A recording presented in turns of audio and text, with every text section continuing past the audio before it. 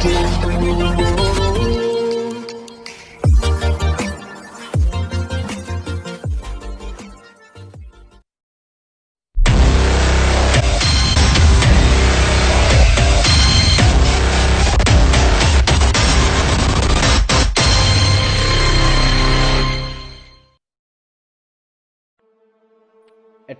Ocean एक 10 crore square kilometre में फैला हुआ एक महासागर और इसी के वेस्टर्न पार्ट में स्थित है एक ऐसी मिस्टीरियस जगह जहां माना जाता है कि अगर यहां से कोई भी शिप गुजरती है तो वापस नहीं आती। इसकी चपेट में सिर्फ शिप्स ही नहीं बल्कि प्लेन्स भी आ जाते हैं, मानो ये समुद्र की गहराइयों में कहीं खो जाते हैं। So hello guys, this is Shreyas and you are here on with me on one of the biggest mysterious part of the earth, Bermuda Triangle। तो चलिए देखते हैं कि ये मिस्ट्री सामने कब आई। बात है 1950 की, जब कुछ ऐसी ही अनयूजुअल डिसअपीयरेंस का जिक्र मिस्टर एडवर्ड वैन विंकल जोन्स ने द मियामी हेरल्ड नामक मैगजीन में किया। 2 साल बाद मिस्टर जॉर्ज सैंड ने भी कई शिप्स और प्लेन्स की अनयूजुअल डिसअपीयरेंस का जिक्र अपने आर्टिकल में किया। उन्होंने यूएस नेवी की टॉर्पीडो बॉम्बर्स फ्लाइट 19 के बारे में भी लिखा। तो यहीं से हम मान सकते हैं कि इस मिस्ट्री की शुरुआत हुई। And then in 1964 mister Vincent Gaddis ने आर्गोसी नामक एक मैगजीन में इन्हीं हादसों का जिक्र करते हुए और इन्हीं अनयूजुअल इंसिडेंट्स की एरिया को ध्यान में रखते हुए 3 इमेजिनरी लाइंस ड्रॉ की और नाम दिया बर्म्यूडा ट्रायंगल। फिर क्या था, इस पे कई सारी बुक्स पब्लिश्ड होनी शुरू हो गई, बहुत सी मिस्टीरियस स्टोरीज भी बनने लगी एंड इवन मूवीज भी। कई ऐसी भी काल्पनिक कहानियाँ बनी जिसमें एलियंस का जिक्र तक हुआ और कई लोग इसे सुपर नेचुरल पावर या ईश्वर से भी जोड़ते हैं। बट सुनाने के लिए मेरे पास तो ऐसी कई कहानियाँ हैं, बट हम बात करेंगे सिर्फ फैक्ट्स पे जो कि साइंटिफिकली प्रूव्ड है। Let's move on.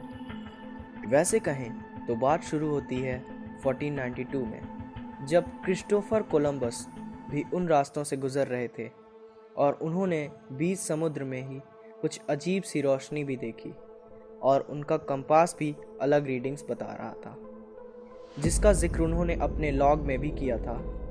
पर वक्त के साथ साथ इन इंसिडेंट्स को भुला दिया गया। बट ये फैक्ट पूरी तरह से तब एक्सपोज्ड हुआ जब मिस्टर गैडिस ने फ्लाइट 19 और ऐसे ही कई इंसिडेंट्स का जिक्र आर्गोसी नामक मैगजीन में किया।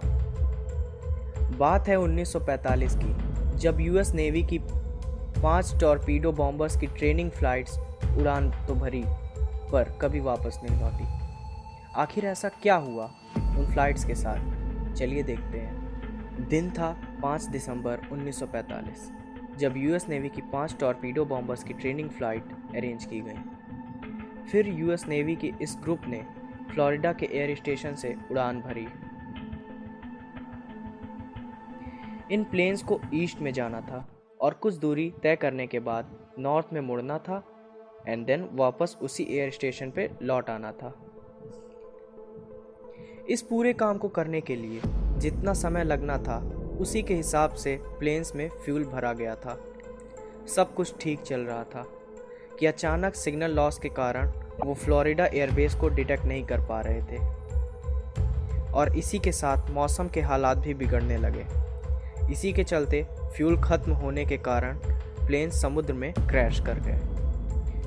कुछ समय बाद एक 13 क्रू मेंबर का रेस्क्यू प्लेन पीबीएम मैरिनर उनकी जांच के लिए भेजा गया, बट कुछ ही देर में वो भी लापता हो गया। रिसर्चर्स कहते हैं कि मैरिनर फ्यूल लीकेज की वजह से एक्सप्लोड हो गया था। खैर, जो भी हुआ हो, कई सालों तक इन प्लेन्स की छानबीन की गई पर उनके बारे में कुछ भी पता नहीं चला। बर्मुडा ट्रायंगल के इस एरिया में ज़्यादातर मौसम में फेरबदल होती रहती हैं, जिनके कारण बहुत से ऐसे हादसे हो चुके हैं, जिनमें से कुछ के बारे में तो पता लगाया जा चुका है पर कुछ अभी भी एक मिस्ट्री ही है। इन इंसिडेंट्स में एक कॉमन बात भी है, कंपास का खराब होना।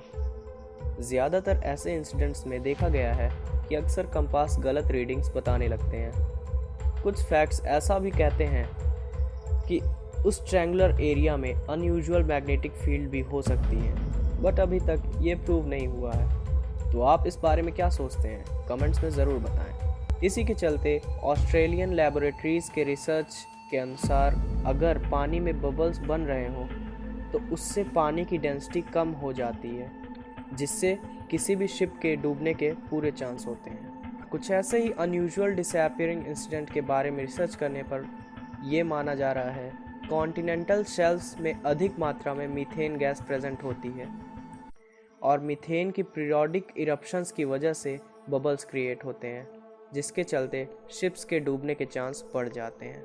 कुछ सालों पहले नासा ने भी सैटेलाइट की इमेजेस रिलीज़ करते हुए बताया था कि बर्म्यूडा ट्रायंगल के ऊपर एक स्पेशल टाइप का क्लाउड फॉर्मेशन होता है।